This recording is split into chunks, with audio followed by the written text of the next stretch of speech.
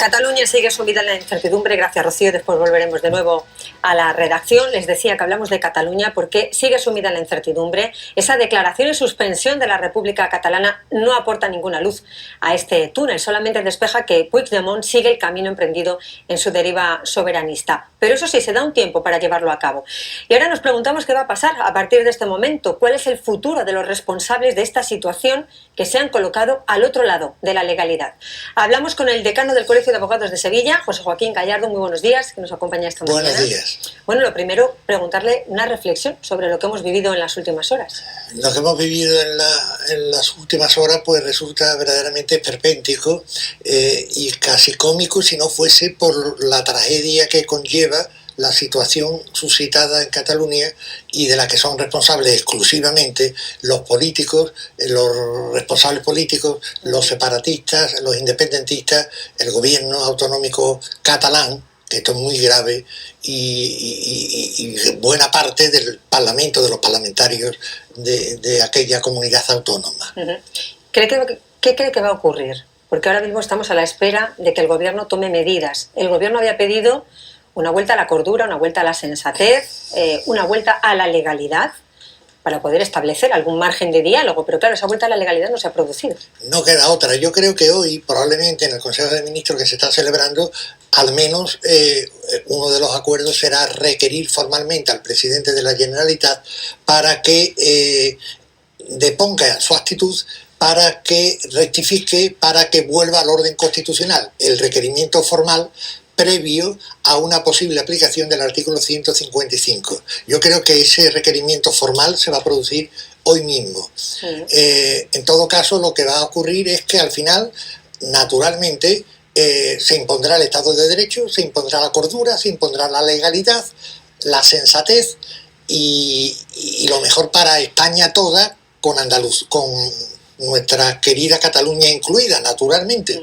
Yo creo que a medio plazo no tiene ningún recorrido la aventura independentista, a medio plazo no tiene absolutamente ningún recorrido esa locura en la que a la que han logrado llevar a muchos millares de catalanes. Habla del artículo 155, a él se está refiriendo muchísimo desde todos los grupos políticos, pero es verdad que dentro del marco de la Constitución es muy vago, nunca se ha aplicado, ¿no?, en nuestro país. No, nunca se ha aplicado. Esperemos que se pueda evitar su aplicación a este caso, aunque lo veo difícil, y esperemos, por supuesto, que en el futuro jamás se vuelva a aplicar, ni tan siquiera a estudiar, ni a tomar en consideración. Quiero decir que hay que decidir cómo se aplica ese artículo. No viene escrito, ¿no?, dentro de la Constitución. Lo que viene previsto es que se ha de hacer un requerimiento previo a quien viene incumpliendo la legalidad en términos de gravedad, como son los que aquí estamos viendo. Hay que hacer ese requerimiento previo, luego hay que obtener la conformidad, la aprobación del Senado y luego desarrollar las medidas que sean precisas. Ahí existe una enorme vaguedad, claro, una enorme amplitud, ¿no?, porque cabe todo tipo de medidas, todas las que sean proporcionadamente precisas para restablecer el orden constitucional, para restablecer la legalidad reiteradamente conculcada por el gobierno autonómico catalán, insisto, en gobierno autonómico catalán, desde hace muchos meses. No queda otra más que restablecer el orden constitucional. ¿Pasará, señor Gallardo, por menos autogobierno? Cataluña era la comunidad con más autogobierno de toda Europa. ¿Cómo va a salir de esto? Probablemente a corto plazo habrá que reducir los niveles de autogobierno de la comunidad autónoma. Probablemente incluso a lo mejor nos vemos abocados a tener, digo, el gobierno de España, los españoles, todos en su conjunto, abocados a tener que limitar incluso el ejercicio de derechos fundamentales. Fíjese lo que le digo. Pero es que la situación es muy grave. ¿Hasta ese punto cree? Claro, es que han creado una situación gravísima, una situación en la calle verdaderamente dificilísima de controlar, y están intentando chantajear al Estado, chantajearnos a todos y en definitiva imponer allí algo que perjudicaría gravísimamente, ya está perjudicando en exceso a la propia Cataluña y a quienes allí viven, catalanes que han votado y que no han votado, independentistas y catalanes que se sienten españoles y europeos, que pienso que son la mayoría de los allí residentes. Hoy se respira en Cataluña, nos lo comentaba nuestro compañero Pedro Lázaro desde allí, una cierta sensación de decepción entre todo ese bloque independentista, y los seguidores sienten que esta estrategia de la declaro pero la suspendo es algo así como gano tiempo, no me atrevo a dar el paso, pero tampoco digo que no, como si se estuviera guardando algo debajo de la manga. Se está guardando debajo de la manga o se está pretendiendo ocultar su incapacidad, la incapacidad del gobierno autónomo catalán para salir de este atolladero en el que ellos mismos se han metido. Yo creo que a esta altura del proceso, a día de hoy, pienso que ya son perfectamente conscientes de que el callejón por el que han venido transitando no tiene salida, no tiene salida. Los memes estos que emiten o que circulan por las redes, uno de ellos esta mañana hablaba de un paso muy sevillano, el de las tres caídas, dando 2 pasos adelante y uno atrás, en una manera muy, muy sevillana de andar, de ese paso terianero. Yo creo que en eso están, pretendiendo avanzar, dando la imagen de que retroceden o de que, es decir, en definitiva, jugando a la confusión y pretendiendo confundir al gobierno de España.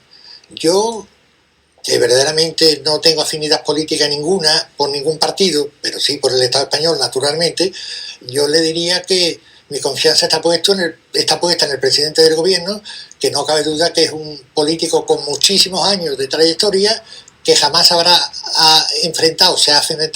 se ha enfrentado, no me cabe duda, a una situación tan difícil como esta, pero en su profesionalidad confío. Está jugando el gobierno de España con muchísima prudencia, está soportando acontecimientos prácticamente insoportables para muchos analistas políticos y para mucha parte de la ciudadanía española, y yo le aplaudo en ese sentido. Hay que mantener la prudencia a toda costa, pero claro, el Estado de Derecho se ha de imponer necesariamente y va a acabar imponiéndose, que a nadie le quepa duda. José Joaquín Gallardo, como decano del Colegio de Abogados de Sevilla, ustedes han hecho un documento para dejar clara su postura, su posición y ese respeto a la legalidad. Imagino que no sé qué habrá sentido cada vez que ha escuchado usted a Carles Puigdemont decir que no reconocía el Tribunal Constitucional, que no reconocía ninguna autoridad del Estado Nacional que no fueran las propias catalanas. Simplemente ha pretendido abanderar una revolución pacífica, simplemente pacífica según él manifiesta, pero con la presión en la calle y con la presión encubierta en la sociedad catalana, pero una auténtica revolución. A mí lo que me deja verdaderamente sorprendido es cada vez que le oigo hablar de legalidad o de Constitución, a él precisamente, a él que no la respeta en absoluto ni la Constitución ni la legalidad española, ni tan siquiera esa falsa legalidad que ellos han elaborado en el Parlamento en esas dramáticas sesiones de los días 6 y 7 de octubre, creo que fueron. Entonces, oírle hablar de eso, el comunicado del Colegio de Abogados, que ha sido puesto también en conocimiento de la Casa Real, como es natural, es un posicionamiento al lado del Estado de Derecho, al lado de la Constitución, al lado de la legalidad, y exigiéndole a los poderes públicos que todos ellos naturalmente hagan todo lo que esté en su mano para restablecer el orden constitucional, estamos en un momento los derechos y las libertades de la ciudadanía en general. Estamos en un momento lo suficientemente grave como para posicionarse. Hay que posicionarse naturalmente, aun cuando yo entiendo que mayoritariamente en el resto del territorio nacional y en buena parte también de la propia Cataluña, el posicionamiento de la ciudadanía es claro: restablécase la normalidad constitucional y a partir de ahí hágase política, a partir de ahí háblese lo que se tenga que hablar, a partir de ahí plantéese lo que se deba de plantear en términos políticos. Pero la situación ya va a ser muy difícil, al menos con los actuales protagonistas. ¿Qué les podría pasar a los actuales protagonistas? Hablo del señor Puigdemont en este caso, y sus aliados en este desafío. Y todos sus aliados. Pues lo que va a pasar a buen seguro es que habrán de responder ante la justicia por los hechos que vienen perpetrando reiteradamente, con publicidad y con una resonancia enorme. Quiero decir que naturalmente yo presumo Yo presumo, no, yo presumo la inocencia de todo ciudadano porque me obliga la Constitución a hacerlo y porque así pienso que se ha de presumir, salvo cuando el delito que se perpetra es flagrante. ¿Cuál es el caso? Si lo estamos visualizando, pues todos tenemos ya una opinión. Hablamos de delito de sedición, por ejemplo, para el señor Puigdemont, por supuesto, además Oriol Junqueras, esa plana mayor. Además de otros muchos. Los juristas y los no juristas estamos verdaderamente perplejos viendo cómo se perpetra uno, otro y otro. De todos esos hechos, que en mi opinión son claramente delictivos, de todos esos hechos habrán de responder ante la justicia española, ante la justicia que vela por los derechos y libertades y por la garantía, y que es la última garantía del Estado de Derecho. Habrán de responder estos señores, no le quepa la menor duda. Es la primera vez que nos vemos en una situación así. Quiero decir, hace pocos días tuvo que ir el mayor de los Mossos de Escuadra, José Luis Trapero, a declarar a la Audiencia Nacional por un delito de sedición, que es un hecho insólito en nuestro país. Podría ocurrir también con el gobierno catalán. El señor Trapero tendrá que volver, según he leído, sí, a prestar nueva declaración como investigado por ese gravísimo delito de la sedición. Y yo creo que muchos están ya siendo investigados y habrán de comparecer ante la autoridad judicial en las próximas semanas. ¿Le ha sorprendido ese documento que ha conseguido la Guardia Civil en uno de los registros, en este caso el número 2 de Oriol Junqueras, a Josep Maria Jové, donde viene claramente especificado cuáles son todos los pasos del independentismo? Esos documentos están ya en manos de la Audiencia Nacional. Pero hablaba sobre todo de crear inestabilidad, de altercados en la calle, de conseguir llevar al país a una situación de inestabilidad total. En esa hoja de ruta pues tenían plasmada su pretensión y su estrategia, y la han venido cumpliendo a rajatabla. Ese documento, que ya está en poder de la autoridad judicial, es una prueba, ¿no? Eso es una prueba. Es una prueba fundamental, junto a otras muchas, junto a lo vivido, junto a los hechos públicos y notorios que todos conocemos, y verdaderamente la situación jurídico-penal de muchos de los dirigentes catalanes es difícil, y lo van a visualizar en breve, en cuestión de días o semanas. Al margen de todo lo que ocurra legalmente, es verdad que hay un sentimiento de una parte de la población catalana, no se puede obviar, que ha salido a la calle, que se ha creído ese mensaje romántico de Carles Puigdemont, pensando que Cataluña puede ser mejor libre y puede ser mejor sola sin el resto de España. Es un mensaje. ¿Cómo arreglamos esto? ¿Es necesaria una reforma de la Constitución? Lo prioritario es restablecer el orden constitucional. Sí, pero después de eso, voy al siguiente y tras paso. eso, a medio plazo, evidentemente, habrá que abordar en clave estrictamente política, y con quien corresponda abordarlo, el tema de normalizar la vida social en Cataluña. Es un tema muy difícil. Habrá que adoptar medidas inteligentes que propicien un acercamiento, que propicien una reflexión, aun cuando yo pienso que los propios acontecimientos de esto a algunos le harán ya rectificar o poner en duda ese sueño bohemio e irrealizable y absurdo y trasnochado del independentismo como punto final de no sé cuántos males. Los males de la crisis que ha padecido Europa y el mundo entero lo estamos padeciendo todos, y parece que hayan sido utilizados para alimentar también otro más de los factores para echar leña al fuego de ese independentismo que la han querido revestir de solución. Y para tapar la corrupción también, ¿no? Y para tapar también la corrupción. Es lamentable, muy lamentable, que estemos visualizando desde hace ya años el estado de corrupción, el estado subrepticio de corrupción que hemos padecido en España. No lo veíamos, y hemos visto también clarísimamente que en ese estado de la corrupción estaba Cataluña como pieza fundamental de la propia corrupción del Estado español, porque Cataluña es España, y porque, como recordaba el otro día Su Majestad el Rey en su mensaje, que a mí me pareció magnífico, perfectamente ajustado a lo que era menester en ese justo momento, la máxima autoridad del Estado español en Cataluña es precisamente el señor Puigdemont, quien se rebela contra el Estado español y contra la Constitución española. La gravedad es tremenda. ¿Echó usted de menos en ese discurso al que se refiere del rey Felipe VI, como, bueno, han dicho desde algunos sectores, que no tendiera la mano o no le dedicara algunas palabras a esa parte de la población catalana que no se sienta a gusto en España?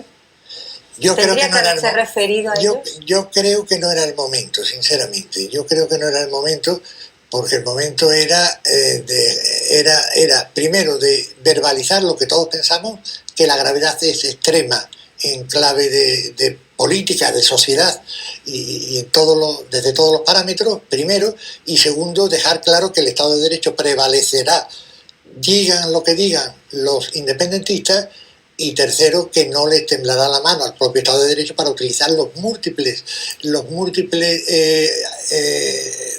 mecanismos que tenemos para restablecer el orden constitucional. La cuestión es administrarlos de manera proporcional a los acontecimientos, administrarlos con prudencia, administrarlos con cautela y administrarlos cuando no sean cuando sean absolutamente imprescindibles hacerlo, ¿no?